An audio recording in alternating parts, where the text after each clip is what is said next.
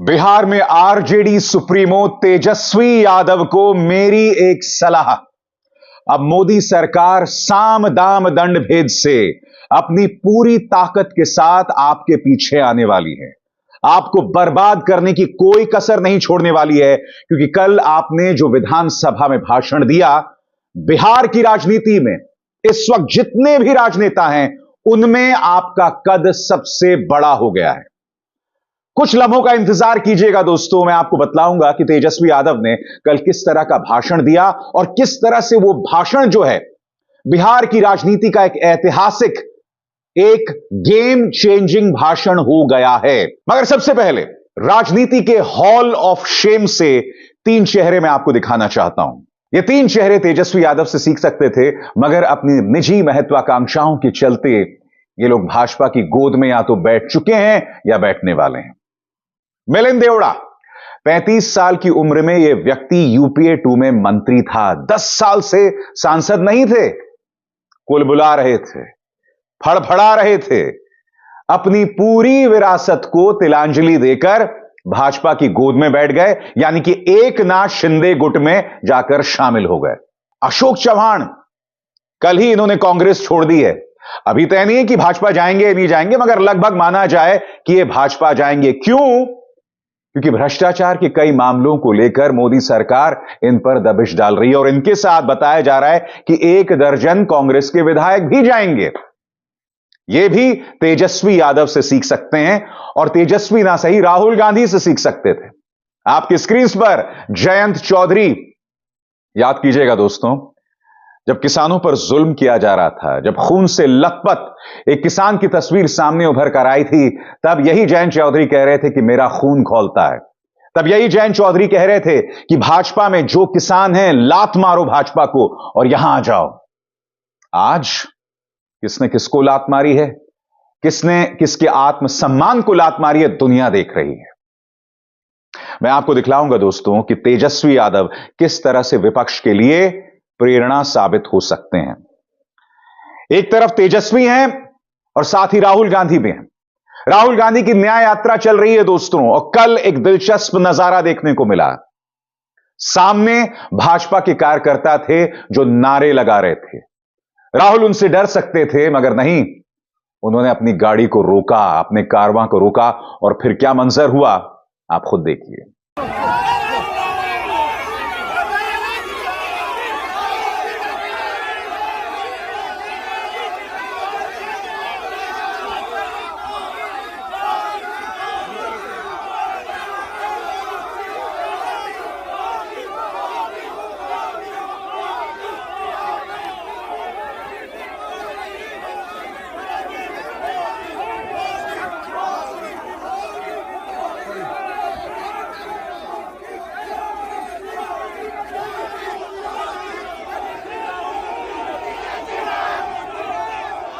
तो सही मायने में कहा जाए दोस्तों, तो भाजपा से अगर इस वक्त 2 लोग शिद्दत से लड़ रहे हैं, बगैर किसी समझौते के साथ लड़ रहे हैं, तो वो है राहुल गांधी और तेजस्वी यादव। और जैसे मैंने कहा दोस्तों, कल विधानसभा में तेजस्वी यादव ने जो भाषण दिया, उसके चलते वो बिहार में भारतीय जनता पार्टी के लिए सबसे बड़ी चुनौती हो गए।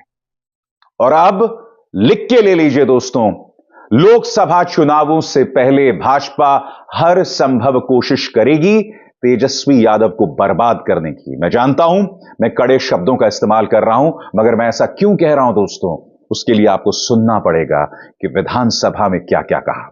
सबसे पहले नीतीश कुमार पर तंज कसते हुए कहते हैं कि भाई, आप तो भाजपा इसलिए छोड़कर आए थे ना कि वो आपकी पार्टी को बर्बाद कर देना चाहते थे, फिर वापस आप उनकी गोद में जाके बैठ गए। सुनिए उन्होंने क्या कहा। हम तो आपको इज्जत देते हैं और आगे भी देते रहेंगे, लेकिन ये बात समझना पड़ेगा, और बिहार की जनता ये जानना चाहती है कि आखिर ऐसा क्या कारण है कि आप कभी इधर रहते हैं, कभी उधर रहते हैं। ये तो सब लोग जानना चाहता है, सब लोग की इच्छा। आखिर क्या ऐसा हो गया कि आपको ये निर्णय लेना पड़ा। 2020 का हम लोग चुनाव जीत करके आए, मात्र बेईमानी के बाद 12,000 का डिफरेंस था पूरे महागठबंधन और एनडीए में। आप क्यों छोड़ के आए? आपने यही बोला था ना कि हम एनडीए इसीलिए छोड़ रहे हैं क्योंकि हमारे पार्टी को तोड़ा जा रहा है, हमारे विधायकों को प्रलोभन दिया जा रहा है। और आपने ये कहा था मर जाएंगे मिट जाएंगी, तो आप कहते ही रहते हैं, हमेशा लगातार ही कहते रहते हैं, उस पे हम नहीं जाएंगे। लेकिन आपने तो ये कहा था कि भाई हम लोगों का एक ही लक्ष्य है, न प्रधानमंत्री बनना है न किसी को मुख्यमंत्री बनना, देश भर के विपक्षों को टोल भंग करके जो तानाशाह है उसको दोबारा नहीं आने देना है, इसीलिए ना पाए थे। और आप जब गवर्नर हाउस गए मुख्यमंत्री जी, जब आप बाहर आए तो आपने बोला कि आपका मन नहीं लग रहा था। आपने ये बोला कि मन नहीं लग रहा था। मन नहीं लगेगा तो हम लोग नाचने गाने के लिए थोड़ी, आपका मन लगाने के लिए, हम तो आपका साथ ना देने के लिए थे कि जो काम आप बोलते थे असंभव है उसको हम लोगों ने मुमकिन करके दिखाने का काम किया। आपने 2020 के चुनाव में क्या कहा था? झूठ मत बोलिएगा। देखिए हम आप लोग से उम्र में छोटे हैं, अपने बाप के पास से लाएगा, जेल से पैसा लाएगा, नौकरी बांटेगा और संभव है, क्या बोले? और हमने उस समय चुनाव के दौरान रोजगार पर विशेष तौर पे हमने बोला था, हमने साइंटिफिक अध्ययन किया, रिक्त पदे हैं इतनी है, उसको हम लोग जो है भरने का काम करेंगे। हमको दुख इस बात का नहीं है कि हम लोग विपक्ष में आ गए, हमको तो खुशी है कि उन 17 महीनों में जो देश में किसी सरकार ने नहीं किया उसको हमारी महागठबंधन सरकार ने करने का काम किया। और सुना आपने, अंत में उन्होंने नौकरी वाली बात कही। दरअसल यही जो है तेजस्वी यादव की अपील है युवाओं में। वो लगातार युवाओं से बोल रहे हैं कि तुम्हें मंदिर मस्जिद के नाम पर लड़ना है या नौकरी हासिल करनी है। वो जरूरी मुद्दों पर प्रदेश के युवा का ध्यान अपनी तरफ खींच रहे हैं और इसलिए मैं कह रहा हूं कि विपक्ष के लिए तेजस्वी यादव एक प्रेरणा हो सकते हैं। मैं आपको बतलाना चाहूंगा दोस्तों, तेजस्वी यादव ने एक बड़ा खुलासा भी किया। उन्होंने कहा कि जब नीतीश कुमार ने भाजपा का साथ छोड़ा था तब वो नीतीश कुमार के साथ नहीं जाना चाहते थे। उन्होंने ये तक कहा कि हम सरकार को बाहर से समर्थन करते और कोई भी माई का लाल सरकार नहीं गिरा सकता था। सुनिए वो क्या कह रहे हैं। हम तो नहीं आना आपके साथ आना चाहते थे, ये बात हम आपको कहे भी थे कि हम तो नहीं आना चाहते हैं मुख्यमंत्री जी, लेकिन देश भर के सभी नेताओं का दबाव है कि भाई एक बार 2024 के चुनाव में हम लोग एकजुट हो जाएं और एकजुट होकर के मोदी जी को हराने का काम करें।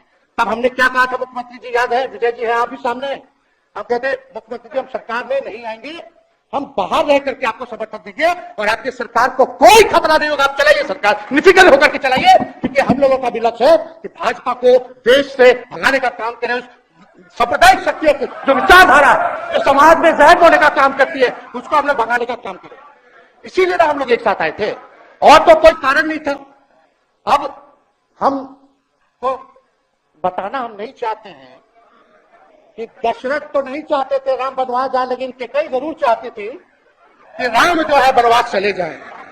मुख्यमंत्री जी आप हमको बेटा कहे हैं, हम चाहते हैं कि आप लंबी उम्र रहिए और जो सिलसिला आपने चलाया था उसको जरूर आगे चलाइए, उसमें हमारा समर्थन रहेगा। रोजगार बांटिए, नौकरी बांटिए, जो गांधी मैदान से आपने ऐलान किया था, लेकिन कैकेयी को भी पहचानिए, कौन कौन कैकेयी बैठा हुआ है आपके साथ।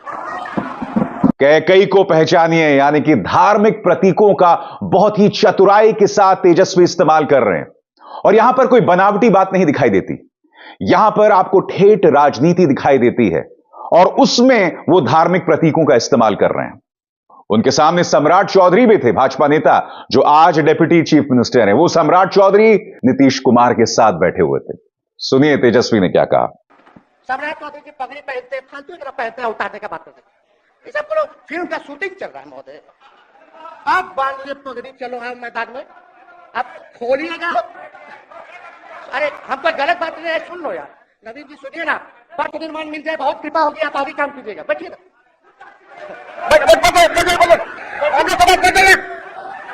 बोलो दीजिए। तो उपाध्यक्ष महोदय बोलो कि बाकी आप शांति से बैठिए, आप जब बोलिएगा इधर नहीं बोलेगा, शांति से बनाए रखें। हमें विश्वास है कि हमारे एक और चाचा विजेंद्र जी बैठे हैं यहाँ, हमको जरूर लगता है कि इन्होंने जरूर सलाह दी होगी सम्राट चौधरी जी को पगड़ी उतार लो। दिए कि नहीं दिए? आप तो हमको सलाह देते थे, हमको पता है आपके मन में भी पीड़ा है, दर्द है, लेकिन आप एकदम अपने नेता के साथ जो निर्णय है उसी में लेते हैं। लेकिन नेता तो निर्णय लेते हैं, साथ देना चाहिए, लेकिन कभी कोई सलाह और एक स्टैंड भी लेना चाहिए कि कोई गलत निर्णय ना हो। इससे नेता का ही नुकसान होता है, इससे नेता का ही नुकसान होगा। तो इस बात की तो हमको चिंता रहेगी। अभी सम्राट चौधरी जी क्या क्या बोलते थे उस पर हम नहीं जाना चाहेंगे, लेकिन सम्राट चौधरी जी के पिता भी हमारे दल में रहे हैं और उनका शब्द मुख्यमंत्री जी के लिए क्या क्या रहा है वो हम यहाँ नहीं बताना चाहते। आपके भी दिल में है, आपके भी कान में है, आप लोगों के भी होश में है, और पूरा बिहार बच्चा बच्चा से पूछ लीजिए कि अब कोई ऐसा सुन नहीं दे रहा, अरे सुन तो लोग है, किसी भी बिहार में बच्चा बच्चा से पूछ लीजिए कि क्या होने जाएगा, नीतीश जी पे भरोसा है कि नहीं है, वो क्या क्या शब्द का प्रयोग करेंगे जो हम लेना नहीं चाहते। और मोदी जी का गारंटी तो बहुत मजबूत वाला गारंटी है। मोदी जी का गारंटी वालों, क्या मोदी जी गारंटी लेंगे फिर से पलटेंगे कि नहीं पलटेंगे, जरा बता के दिखा दो, बताइए मोदी जी का गारंटी वालों, बताओ बताइए पलटेंगे कि नहीं पलटेंगे मोदी जी का गारंटी। मोदी की गारंटी, क्या वो गारंटी ले सकते हैं कि नीतीश कुमार पलटेंगे या नहीं? और फिर निहायत ही ड्रामाई अंदाज में, निहायत ही अग्रेसिव अंदाज में उन्होंने इस बात का ऐलान कर दिया कि मोदी को बिहार में रोकने का काम आपका भतीजा करेगा। तेजस्वी यादव ने जो बात कही ना दोस्तों, इसकी गूंज बिहार की हर गली में सुनाई दे रही है। सुनिए उन्होंने क्या कहा। आप मुख्यमंत्री हैं, सबसे बड़ा दल हमारा है, कम से कम एक बार बुला के बोल देना चाहिए। आपको हम कुछ कहते हैं, आप बताइए, हम आपको कुछ कहे हैं? कितना अच्छा हम लोग बातचीत करते थे, हर चीज करते थे, लेकिन अब चलिए ठीक है, अच्छे पल को तो हम जिंदगी भर याद करेंगे, सुजो को रखेंगे, उसमें हमारे मन में कोई खोट नहीं। और हम लोग एकदम मजबूती के साथ झुट्टा गाड़ के खड़े हैं कि आपने जो संकल्प, महोदय मुख्यमंत्री जी, आज तो आपसे हम कह ही सकते हैं ना, आप तो बुलाए नहीं, खुद ही चले गए गवर्नर हाउस, लेकिन आज हम इतना तो आपसे कह सकते हैं ना, इतना बात तो कह सकते थे कि आप बुला लेते, हम लोग बात कर लेते, नहीं है ठीक है तो उसका भी व्यवस्था कर देते। अगर हमारे सरकार से, हमारे मंत्रियों से दिक्कत है तो फिर से बाहर से समर्थन दे देते और कोई माई का लाल हिला देता उस सरकार को। मन में शंका मत पालिएगा, जब हमने आपसे कमिटमेंट कर दिया था तो मन में कभी भी शंका, आपके मन में भी हम बोलते थे कोई कंफ्यूजन होगा तो बुला करके बात कर लीजिए, दूर कर लीजिए। क्यों? क्योंकि हम आपको अपना परिवार समझते हैं, हम लोग समाजवादी परिवार के हैं मुख्यमंत्री जी, और इसको ध्यान में रखना चाहिए। विजेंद्र जी, विजय जी, सब लोग की बात रखना चाहिए। और हम कहना चाहते हैं, जो आप झंडा लेकर के चले थे कि मोदी जी को देश में रोकना है, आपका भतीजा झंडा उठा करके मोदी जी को बिहार में रोकेगा। तेजस्वी यादव अपनी राजनीति को लेकर इसलिए आश्वस्त हैं क्योंकि उनका जो पिच है वो स्पष्ट है। वो उन मुद्दों पर ध्यान नहीं दे रहे हैं जिससे जनता को बांटा जा सके। वो नौकरी की बात कर रहे हैं, वो जरूरी मुद्दों की बात कर रहे हैं, वो स्वास्थ्य की बात कर रहे हैं, और वो कह रहे हैं कि हम 17 महीने साथ थे और उन 17 महीनों में मैंने बतला दिया कि थके हारों से भी काम करवाया जा सकता है। देखिए नौकरी और 17 महीनों वाली बात पर उन्होंने क्या कहा। अरे कब्जा छुड़वाने चले थे, अब तो खुद ही कब्जा इन पे हो गया, अब देख लीजिए। लेकिन जितने मीडिया के लोग हैं, अरे कब्जा ना हो गया है, हाँ आप लोगों पर कुछ लिखने देगा, कुछ बोलने देगा, तो अब तो कब्जा आप ही पे हो गया है। खैर जो भी अमित शाह जी कहते थे हमारा तो दरवाजा बंद है, खैर उनका क्या, उनके बात में दम है, बात में दम है। खैर हम लोग जो कहते हैं वो करते हैं, और हम लोगों ने 17 महीने काम करके दिखाने का काम किया है। नौकरियां तो निकल ही रही है, और कई बार मुख्यमंत्री जी जब हम आपसे मिलने गए थे, जब सरकार बनाना था हम लोगों को, तो मेरा सबसे पहला कंडीशन, विजेंद्र जी आपको याद होगा, हम बोले थे कि हम अगर आपके साथ आएंगे तो भाजपा के रोकने के लिए तो आएंगे, लेकिन साथ में आप हमको विश्वास दिलाइए कि हमने जो जनता से हमने कमिटमेंट करने का काम किया कि 10 लाख सरकारी नौकरी देंगे, आप वो करवाइएगा अपने नेतृत्व में। मुख्यमंत्री जी बोले हो जाएगा, हो जाएगा। और दूसरा दिन अपने अधिकारी को भेज देते हैं, जब हम लोग ओथ ले लिए, अपने सिद्धार्थ जी होंगे, ठीक है विजय जी, विजय जी ठीक है ना, वित्त मंत्री थे ना, तो वित्त सेक्रेटरी थे उस समय सिद्धार्थ जी, तो सिद्धार्थ जी को भेजा गया, बहुत काबिल अधिकारी है, बहुत सम्मान है हमारा। तो सिद्धार्थ जी आकर के हमारे पास बोलते, हम बोले मुख्यमंत्री जी को क्या हुआ, नौकरी का क्या हुआ, दीपक जी को बोले, मुख्यमंत्री जी को बोले, विजय जी को बोले, सब बोल रहा है कि आपने वादा किया था चुनाव में, हालांकि हम तो सीएम बने नहीं थे, हम 10 कब कर देते, लेकिन उप मुख्यमंत्री बने, फिर भी हमारे पर जिम्मेदारी थी, फिर भी हमने इस बात को कई बार जो है कहा। तो उसके बाद फोन आता है और कहा जाता है कि सिद्धार्थ जी जा रहे हैं, फाइनेंस सेक्रेटरी हैं, मुख्यमंत्री जी के भी प्रधान सचिव हैं, वो आपको एक्सप्लेन कर देंगे। तेजस्वी यादव बहुत ही चतुराई से जनता दल यूनाइटेड के विधायकों के लिए असहज करने वाली स्थितियां पैदा कर रहे हैं। वो लगातार कह रहे थे कि भाई नीतीश कुमार तो एक ही कार्यकाल में उन्होंने 3 बार मुख्यमंत्री पद की शपथ ले ली। आप जब जनता के सामने जाइएगा तो आप क्या जवाब देंगे? तो जनता दल यूनाइटेड के एक विधायक ने उनसे कहा कि आप क्या जवाब देंगे? तो सुनिए तेजस्वी यादव ने एक बार फिर नौकरी वाला पंच किस तरह से मारा। स्थिरता जब तक नहीं रहेगी कोई सरकार में, जब तक कोई स्टेबिलिटी नहीं रहेगी सरकार में, तब तक विकास संभव नहीं है। और हमको तो पीड़ा होती है जनता दल यूनाइटेड के विधायकों के प्रति इस बात के लिए कि मुख्यमंत्री जी तो इधर से उधर भाग भाग कर लेते हैं, जो करना है कर लेते हैं, लेकिन जनता के बीच तो आप विधायक ही लोग जाकर के जवाब देगा, आप ही लोग ना दीजिएगा। अब आपसे कोई पूछेगा कहा है बताओ नीतीश जी 3 बार शपथ लिए, तो क्या बोलिएगा?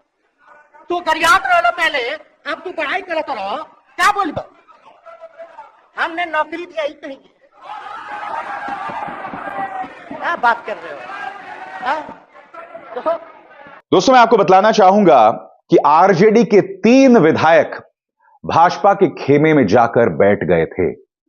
तेजस्वी चाहते तो नाराज हो सकते थे, मगर उन्होंने उन तीनों को किस तरह से संबोधित किया मैं चाहूंगा आप सुने। कोई आए ना आए, जब समय आएगा तो तेजस्वी आएगा। ठीक है, समाप्त किया जाए। याद कीजिएगा मेरा छोटा भाई चेतन जब थक थका करके कहीं आप लोगों ने कुछ नहीं किया तो हमने टिकट इसको देकर के जिताने का काम, और इनके पिता के गुण पे नहीं, इनके गुण पे। नौजवान लोग रोड मैप है, लंबा चलना है, टीम बनाना है, नौजवानों को हम लोगों ने टिकट दिया। नौजवान आए राजनीति में, राजनीति करे, सकारात्मक राजनीति करे, बिहार को आगे लेकर के जाए। थका हुआ लोग नहीं चाहिए था हमको, लेकिन हमको पता है क्या क्या मजबूरी है। ये कोई नई बात नहीं है, बहुत दिनों से पीड़ित है, और इस पीड़ा में कहीं भी रहे हम इसके साथ हैं। और नीलम जी, जो आप महिला हैं, आपने जो निर्णय लिया हम स्वागत करते हैं। तो कहने का अर्थ क्या है दोस्तों?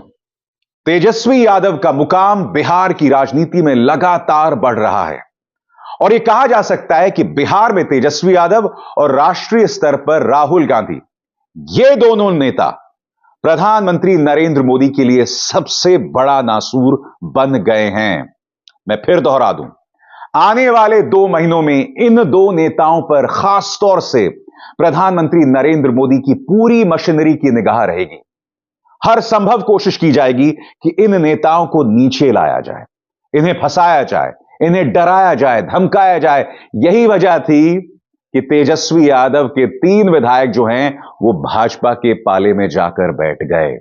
वो डर ही तो है ना जिसका जिक्र तेजस्वी यादव ने किया, और यही बात लगातार तेजस्वी कह रहे हैं, यही बात राहुल गांधी भी कहते रहे हैं कि मैं डरने वाला नहीं। और हकीकत यह है दोस्तों कि अगर इस राजनीति में, मौजूदा राजनीति में विपक्ष को मुकाबला करना है भाजपा का, तो डर को डिक्शनरी से हटाना पड़ेगा। क्योंकि अगर आप डरेंगे दोस्तों तो अशोक चव्हाण, मिलिंद देवड़ा और जयंत चौधरी जैसी मिसालें सामने उभर कर आएंगी। लालच और डर, इन दोनों शब्दों को विपक्ष को हटाना पड़ेगा अगर वो वाकई भाजपा से मुकाबला करना चाहती है। अभिसार शर्मा को दीजिए इजाजत। नमस्कार।